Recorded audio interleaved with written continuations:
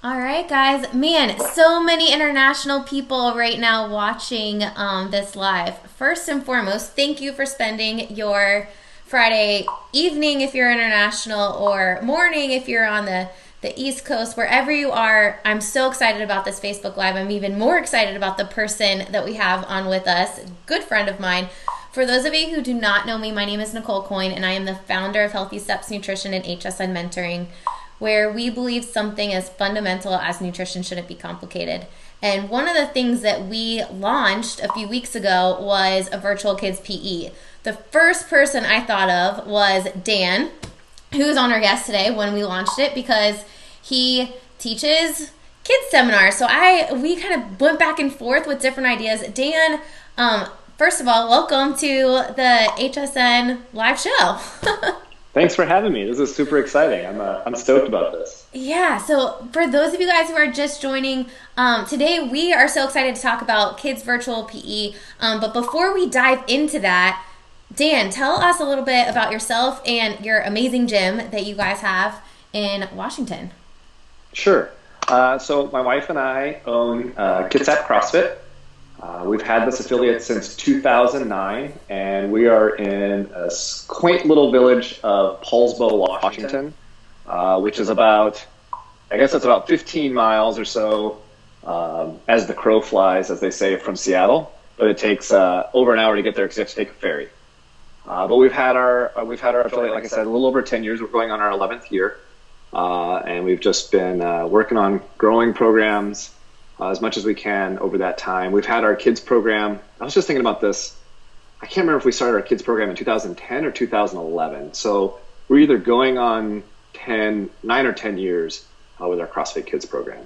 Awesome. So you guys have been, CrossFit Kids is not new to you guys at all. In fact, no. You actually teach the CrossFit Kids seminars for CrossFit. So you have a plethora of knowledge of CrossFit Kids and how to coach kids and keep it interactive. And, we launched the virtual kids PE, and then you kind of were like, hey, let's talk about this. And then you guys ran with it. So let's just kind of dive in. For those of you guys who are chiming in and just watching, type in the chat box, yes or no. Do you currently offer virtual kids PE? And we can kind of guide the conversation to where you guys are at right now. But Dan, let's just talk about, you guys have had your kids program in-house forever. And now we just launched this virtual kids PE. What is the difference between the two, besides the obvious that is through a computer? Yeah, right. So there's some obvious differences, right? The obvious difference is you're not right there with the kids. It's a little bit more challenging to see movement and stuff as you're watching screens and trying to figure out, the whole Brady Bunch format of doing Zoom. But the way we format our programming is exactly the way we would format our programming if it was in-house. We haven't changed any of that. The energy we try to bring to the program is exactly the same type of energy that we would try to bring to an in-house program. And our philosophy is exactly the same as it would be with our in-house program, which lines up exactly with the CrossFit Kids philosophy. And the primary point of that is, this has to be fun. It has to be something that kids want to do. Right now, obviously, it's a tough time for everyone. It's a tough time for kids. They're stuck at home, which, in some respects, you'd think kids would really like that, because every time you try to wake them up for school, they're like, I don't want to go to school. But what they're missing is their connection with their friends. They're missing interaction, aside from activities. So we're trying to keep that part of it as normal as possible, I guess. One surprising upside I've found with this is that you're not hurting cats as much as you were in-house. Like in-house, there's so many distractions for the kids. Like at our gym, we have a large enough space that we can run kids classes and adults classes concurrently, which is awesome because the kids and the parents can work out at the same time. But it's also a huge distraction because the kids are watching what the adults are doing. They're getting distracted by that. Sometimes they start to, meander over to where the adults are, and we have to pull them back. Of course, they always want to jump on the rings and jump on the bars and play with everything in the gym. And in this virtual realm, there's none of that. They are glued to the screen trying to figure out what the coach is going to tell them to do next. So that's what I found to be a surprising big upside, is that you capture their attention much easier than you do in person. Absolutely. We've been running our virtual kids PE. This was week 3 or week 4 for us. And I've done a couple classes. Jason's doing the majority of our classes for us. And one of the things he said is like, I love it because I can mute them all. Like they're all quiet. And you're right. It's not like herding cats because they're not talking to each other and they're silent, glued to what you're going to tell them next. So that's awesome. As you know, you guys are joining in. Type in the chat yes or no. It looks like 50% of the people are answering yes. They have run the kids classes. No, the other 50% have not run the virtual kids classes. I think this is such a cool opportunity because parents are stuck at home. They're trying to work. Their kids are getting like riled up right now because they are stuck at home, and letting them burn off some energy for a few minutes is a great thing. How long are your virtual kids PE classes, Dan? We're doing 30 minutes. Yeah. And, in the gym, when we were doing it in-house, we were doing 45-minute classes. And now we're doing 30-minute sessions. Okay, perfect. Yep, that's the same exact thing that we're doing, 30-minute sessions. So you talked about a little bit before, you're trying to do the same type of thing, getting them engaged, doing some type of workout. Let's kind of run through like the structure of your class. How does it look from a parent's perspective? And maybe even backtrack a little bit with logistics. Like they're signing into a Zoom class, so you're kind of laying out the directions for the parents. We have the same link the whole week. For us. So we just created a meeting link that repeated 3 times, Monday, Wednesday, Friday. And it's the same link to join the Monday, Wednesday, Friday. And we laid out like it's a simple link to join, bookmark this page so that the parents who've never used Zoom before are like ready to go. Told them move all the stuff out of the area, have your kids have no trip hazards and toys right next to where they're trying to do lunges and squats, right? You sent out an email, I'm sure, that was pretty simple, right? Exactly. Yeah, we pretty much have done the same thing. We use the same Zoom link. We found that even using the same Zoom link, people are like, what's the Zoom link? And we're like, it's the same one you used yesterday. Oh, yeah.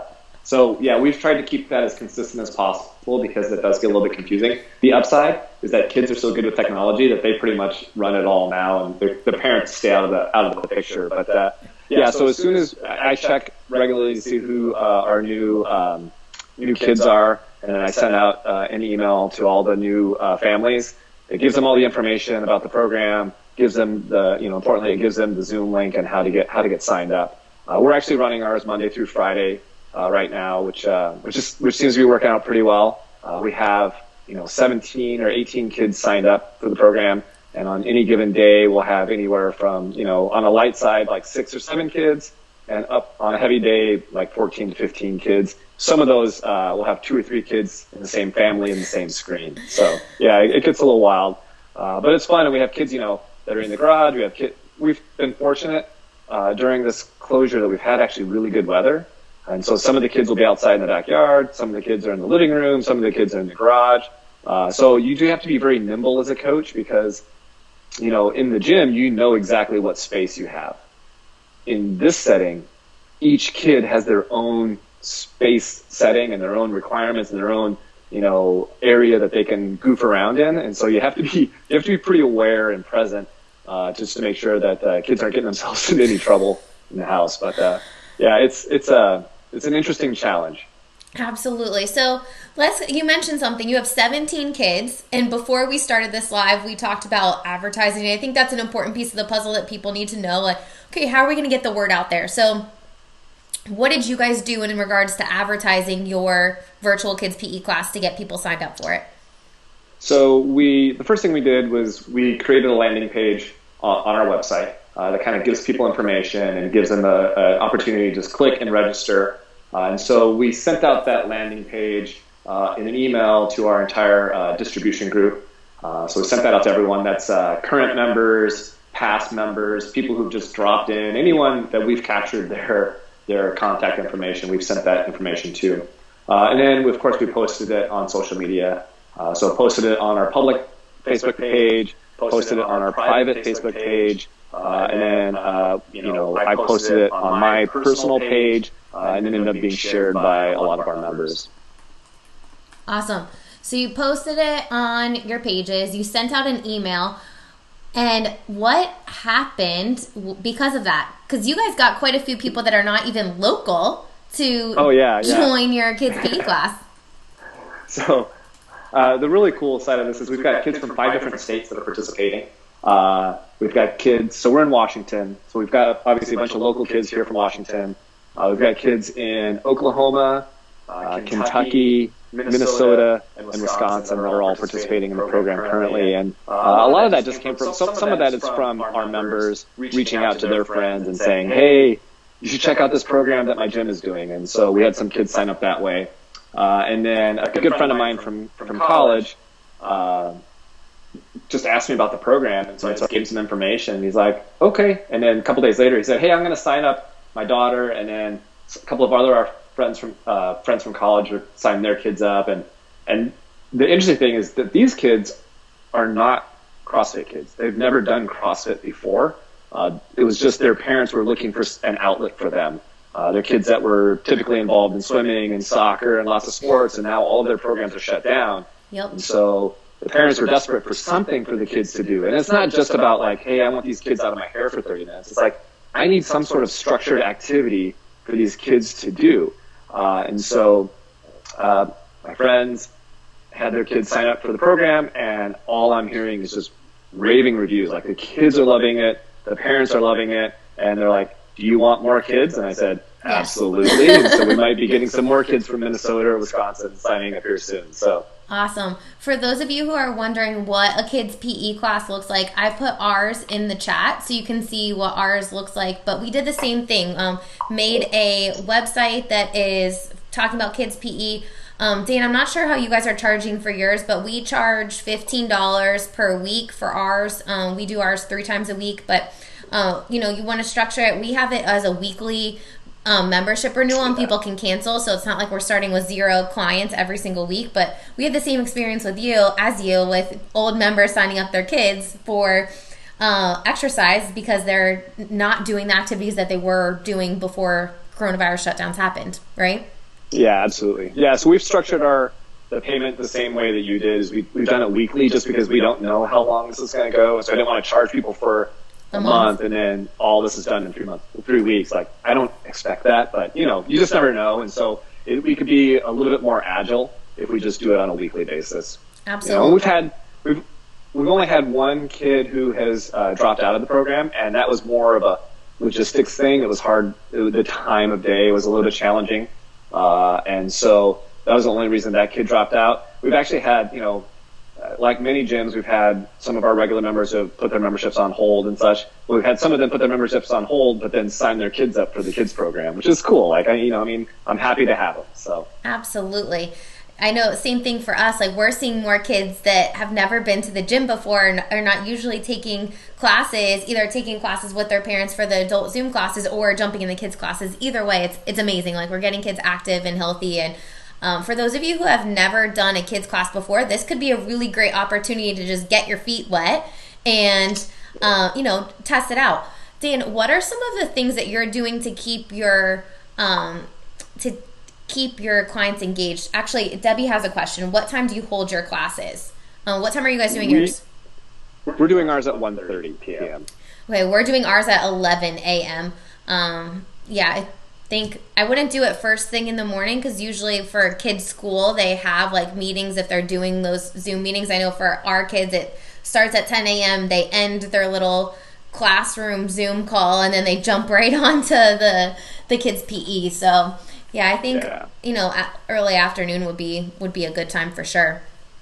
I think that's what we found as well. Is that the morning is a little bit busier for the kids, and then the afternoon works a little bit better. So someone else said 10 to 10:30. Yeah, 30 minutes I feel like is plenty of time to get it going. I think this is a really cool opportunity to talk about a little bit about healthy habits and nutrition. I know for us, we're asking questions of the day as we start, and just like a quick answer. And one of the questions when I coached was, what's your favorite vegetable? What vegetables did you have for dinner last night? And we're just kind of integrating some healthy habits into the conversation. But how are you guys kind of getting the kids engaged? Because it can't be like the way we're doing this Facebook Live where we're just talking at kids. You're not going to keep them engaged that way. But if you do it like a meeting where they can talk, you can mute them so they don't talk, and then it's back and forth. What are some things you're doing to keep your kids engaged during the kids' PE classes? Yeah, so that's been a really important component. And when I was sort of researching it and looking online on YouTube at what were some of the different options that were going on out there, basically what I saw was a lot of like old school, like Jane Fonda-esque type stuff, where it was literally just the kids following along to what they were seeing on a video. And that just doesn't fit our philosophy. And so, we're constantly engaging the kids, asking the question. You have to be a little bit careful in the 30-minute time frame if you have a bunch of kids, because, like some adults do, they'll just go off on rants or they'll take forever to answer a question. So the way we try to engage them is to get them involved so the big thing for us is, just like we do with every CrossFit Kids class that we teach in-house, we end every session with a game. So the last 5 to 10 minutes is a game. And it could be, a simple idea for a game would be like Simon Says, right? So the coach is being Simon and they're doing that. And then we can get the kids involved by saying, okay, Nicole, your turn. You get to be Simon. And so that's one way to pull the kids in. Or, we'll do like charades. And so each kid gets to act out an animal or a sport, and all the other kids are trying to guess what that child is acting out or doing. So we're trying to engage them that way by pulling them in and letting them know that we want to hear what they're thinking, and then let the other kids kind of interact a little bit. Awesome. Those are some really great tips. Have you guys done a scavenger hunt yet? I know we did one time. That was really fun and went over really well with the kids. Yeah, we did that as our very first session. That was the game that we did, and that was a lot of fun. And so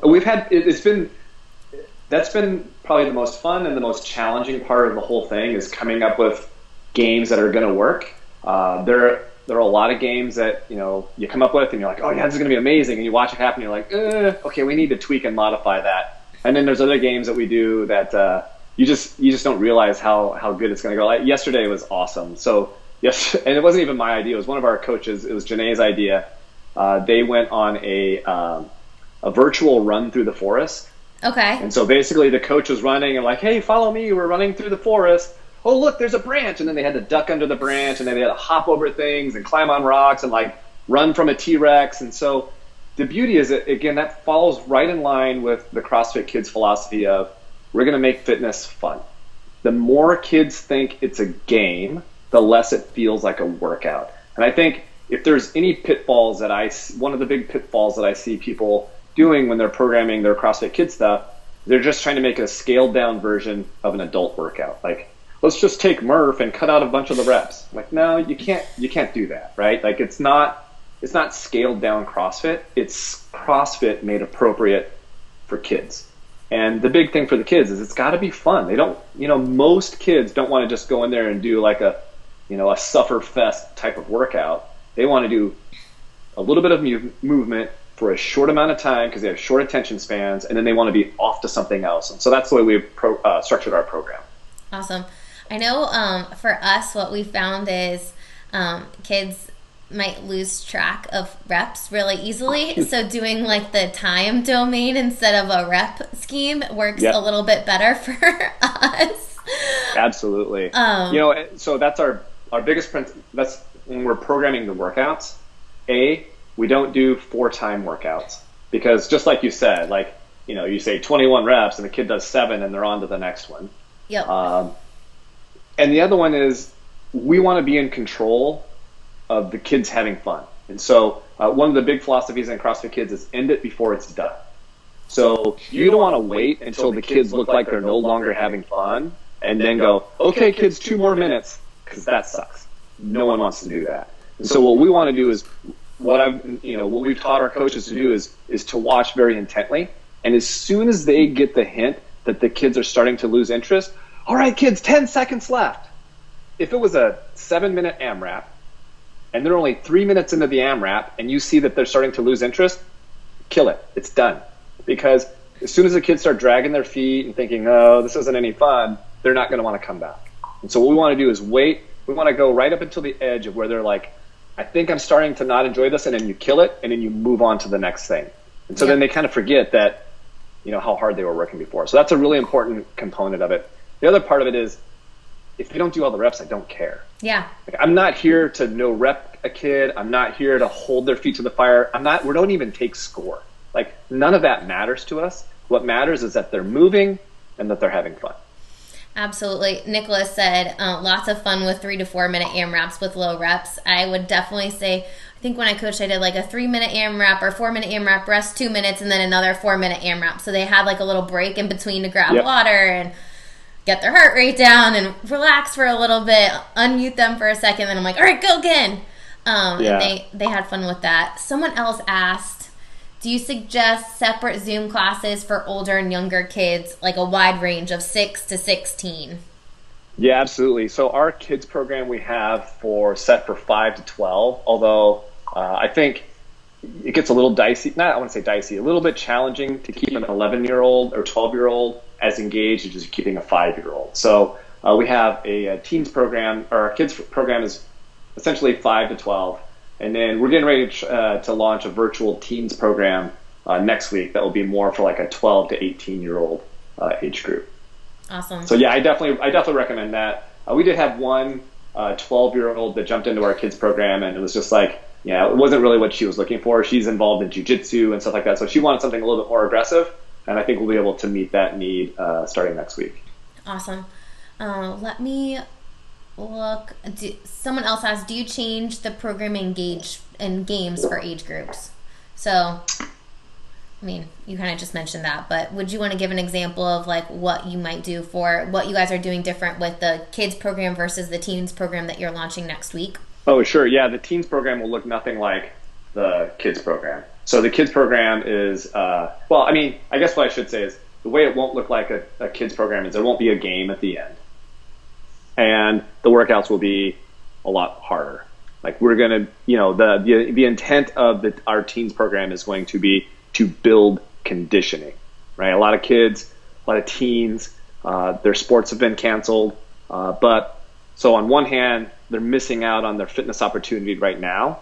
But on the other hand, they've got sports coming up in the fall, hopefully, that they need to be ready for. And so the intent of our teens program is going to be to build fitness, whereas the intent of our kids program, not that there's not an underlying theme of fitness, but it's really about embracing movement, having fun with movement, and staying active, and then starting to build a little foundation of high quality movement.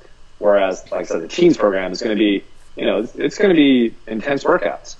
Absolutely. So definitely different philosophies when you're programming those workouts and when you're designing them, for sure. Debbie asked, any chance you guys could give us some ideas or inspiration for programming? We actually made a little form that you guys can fill out, and it has a sample days program as well as a Stay Healthy Bingo Kids option, which is something that our kids are loving doing, and we're asking about it every single time. So that could be a good option to keep your kids engaged.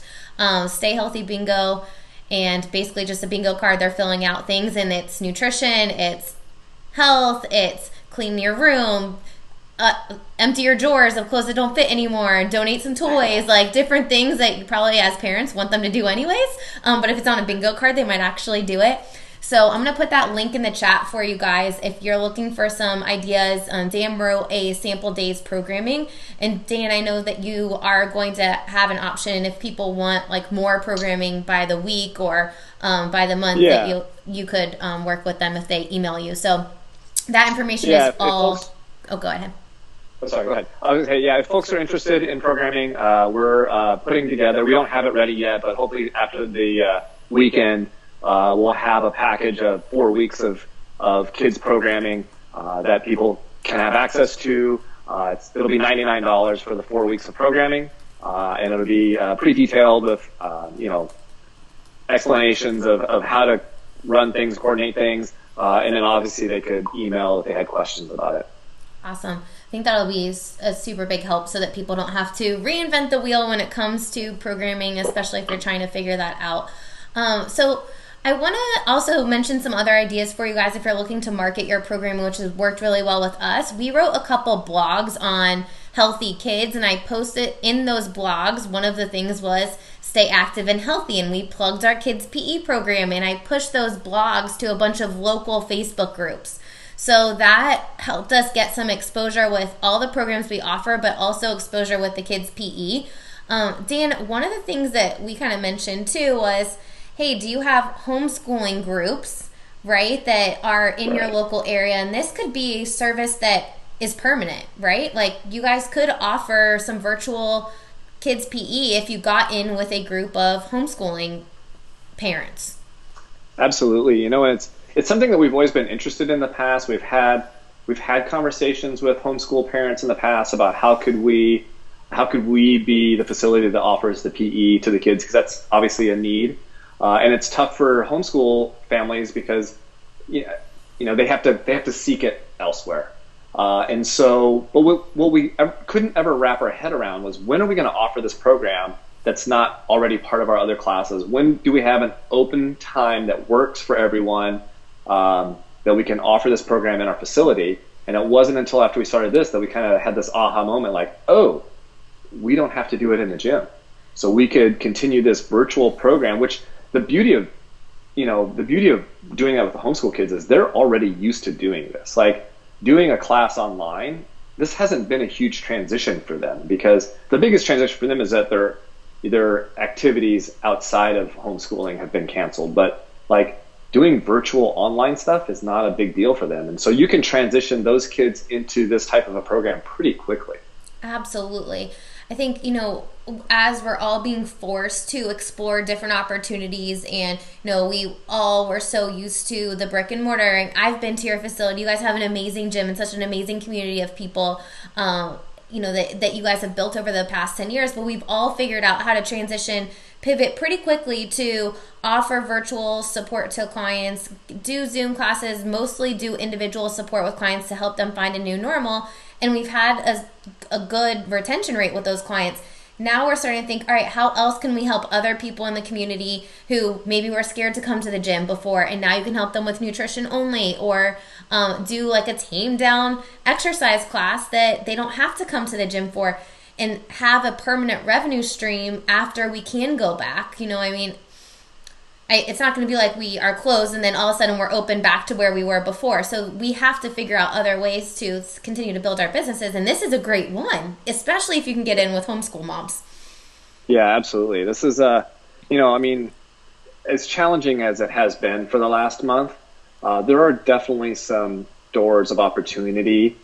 I don't want to say they've been opened, but they're there waiting for people to try to open it. We've got some ideas for some other type of online and virtual stuff that we want to try to develop. And so I'm excited about that. It's going to be a challenge, but it's a challenge I think we need to embrace, because I think the future is going to be different than what it looked like. The reality that we had a month ago, I don't think it's going to be exactly the same going forward. So we've got to be willing to pivot and try different things. So this has been a cool experiment. I'm not going to say it's not without challenges. But I guess that's part of the fun too. Absolutely. And you are the leader of your tribe, and you guys are super positive. Your entire family is working out. Sophie's demonstrating, your daughter's demonstrating the exercises. And I think that's an important piece of the puzzle too. For you guys who are offering virtual kids classes, hopefully your kids or your families are involved with these classes too, because your members are watching you. And if you're a gym owner that's not jumping into virtual classes, you expect everyone else to be, that's a little bit tough, right? Like you have to be doing what you want everyone else to do. They're watching you. So the same thing goes with your nutrition. Same thing goes with this virtual kids PE. Our kids are loving it. And when we don't have a kids PE class, they're jumping in the adult class. So our kids are getting more exercise now than they were before. Yeah, that's definitely the case at our house too. That's kind of one of the funny, I don't know if it's a pitfall or kind of funny realities, at least in our community. I own a CrossFit gym. I've owned it for almost 11 years. And my kids have been sort of on this roller coaster ride of interest in being a part of the gym. There were times when that's all they wanted to do is be at the gym. And then there were times I couldn't drag them to the gym. But now that we're all here together, stuck in the house, we need to do something. It's been a lot easier to get them involved. And that's been cool and fun to watch. Absolutely. I know Piper last year, and now that we're publicly saying it for next year's Rowathon, She's actually going to participate, I think, for the 24-hour row that you guys host that you suckered me into. That was a really great time. So it wasn't that hard. It wasn't that hard to twist your arm. That's true. But, the point is, this is a great way to really embrace it and take it as an opportunity to get your entire family, healthy and active and really lead the rest of your community. Cheryl asked, how do we get access to the programming? So in the link in the chat, I put there's a form that you can fill out, and there's one sample day that gets messaged to you if you fill out that form. And from there, we can send all those emails over to Dan, and he can follow up with you, or you could just email Dan at kitsapcrossfit.com, and he can get it over to you. But if you fill out that form, we'll make sure that Dan follows up with you if you are interested in more of the kids programming, so that you don't have to spend the time creating that. I know Jason spends way too much time, and I can promise you we'll be probably our first customers, so that we can just plug and play. There's no sense in reinventing the wheel here. I think, we just want to make it easy. This is a great opportunity. Kids are loving it. They're getting engaged. It's giving them a break from doing nothing or doing schoolwork or just being super bored at home, and honestly a way to interact with their friends, right? Absolutely. I just want to quickly say hi to Cheryl Cohen, the one who asked that question. I've known Cheryl since before I opened my gym. I knew her when I lived in California in 2008, 2009. And funny historical story, Cheryl and I went to our level 2 together. Oh, wow. So we go a ways back. So good to see you, Cheryl. Thanks for jumping in and asking questions. Cool. Dan, any final thoughts about the kids programming? You said one thing, and I wrote it down, that I think is a really important piece of the puzzle for everyone to remember when they start doing kids PE classes or just kids classes in general. You said the more kids think it's a game, the less they will think it's a workout. And I want to end with that, but I want to hear what you want to end with. I'm going to reemphasize the point that it's got to be fun. You've got to go into this with the attitude is that we're going to have 30 minutes of fun and not 30 minutes of hard work. They'll work hard if they're having fun. As soon as they stop having fun, they stop working hard, and it becomes drudgery, and they don't want to come back the next day. So I implore people to just think about how fun can you make it. And the way you make it fun is you step outside of yourselves, right? You've got to be a huge personality, even bigger on screen than you are in real life. Because in real life, they can see your body language a little bit better. They can see things that they won't really see on screen. So on screen, you've got to be a much bigger personality. A couple other points that I think are really important is focus on the positives. You're actually coaching and correcting less in this environment. So it's not about, hey, don't do that, hey, don't do that. Instead of pointing out what kids are doing wrong, what I would encourage you to do is point out the kids that are doing things really, really well, right? So, hey, Johnny, great depth on your squat. Hey, I like your overhead position. Way to keep your heels down. So everything is positive. Kids learn by imitation and shared attention. So if they see you or hear you pointing out what someone else is doing, they're going to look to see what that kid is doing and try to imitate that, as opposed to saying, don't do this, don't do this, don't do this. It just makes them feel like they're doing it wrong. So focus on the positives. Correct and cue a little bit less unless it's positive cueing, because being cued all the time isn't that much fun. So keep it as fun as you possibly can. I love it. I love the idea. Go ahead. I was just going to say one last thing. So we talk about this end it before it's done. Yep. At the end, when you end the game, if you're like, all right, and that's it, and if the kids go, oh man, you're doing it right. You want that. My daughter, my 9-year-old daughter hit on this the other day, and she was talking about some TV show, and she was saying that was a cliffhanger. It makes you want to come back for more. That's exactly how you want to end your kids' classes. It's a cliffhanger where they're at the height of being excited, and you go, and that's it. Because they're like, oh, that was so much fun. How much fun is the next one going to be? But if you wait until it starts to dwindle and become a little bit, we've all done that. Like, you played a game for too long, and you're like, this sucks. I want it done. Yeah. You don't ever want that to happen in your kids' classes. I love that. I love the fact that you're ending it on a game, because you are ending it on that positive note, and the kids remember what their last doing, right? So they're going to remember Absolutely. that positive, fun thing that they're having. For anyone that's just jumping on, do you guys have any questions for Dan about kids virtual PE? We'll hang on for a minute or so. Is there any questions that you have about virtual kids PE, starting virtual classes, kids classes in general? Please let us know. Dan, before we wrap up, I have to say I'm super proud of all the awesome stuff you guys are doing to grow your nutrition program too and support your clients with nutrition. You really are offering the full package to your community. You guys are doing an amazing job. Well, thank you. And I would just turn it back to you and say, I've been honestly just kind of following your lead. Like this idea for the kids program literally came from me being on Facebook a little bit longer than I should and seeing that you guys were doing a virtual online kids program. And I showed my wife, I'm like, this is freaking brilliant. And I'm sort of embarrassed I didn't think of it myself. And so we've just been sort of following your lead and doing what we can with it. So. Well, I'm glad you guys are taking action, and at the end of the day, that's the most important thing. So thanks for trusting us, but thank you for taking all the action and actually doing the hard work to facilitate the ideas at your local facility. A couple questions that have come in before we end this. Number one, what are the best movements? And we'll start with that one. What are the best movements that you found? Okay, so we're sticking with, well, you can get really, really creative with this, and you kind of have to be. The one thing, another caution I would have is no loads. They don't need any items or objects in their hands. Last thing you want, they're in someone's house, they're in their own home. You don't want something to fly out of their hand and hit something else. Especially if you're getting kids that have never been in your facility before, you don't exactly know how they move.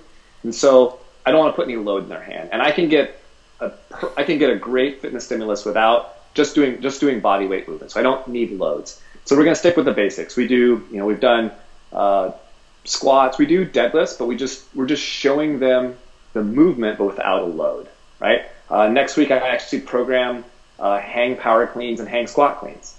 Again, they're not going to do any movement. To them, all they're going to be is jumping and landing and moving their arms, right? And so we're going through a lot of CrossFit movements that you would think of, but we're also adding in things that you wouldn't necessarily see in a CrossFit workout, like speed skaters, where you're just like jumping from side to side, from one foot to the other.